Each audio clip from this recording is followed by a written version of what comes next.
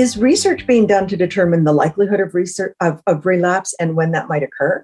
Yeah, we can look at clinical trial data for regimens that have been tested in the relapsed or refractory setting and say, okay, we know that this 3-drug regimen, typically gives patients a year before the disease comes back, or this one gives, 2.5 years or 3 years.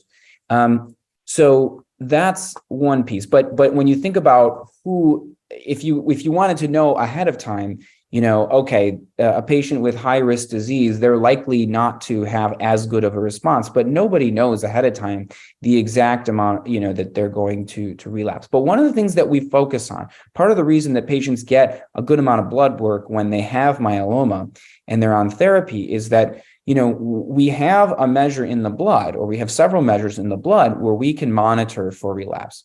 So we can look at the abnormal proteins, what we call paraproteins in the blood, either as the M spike is what it's called, or light chains. And we look at both of those to see if there are increases in those numbers over time.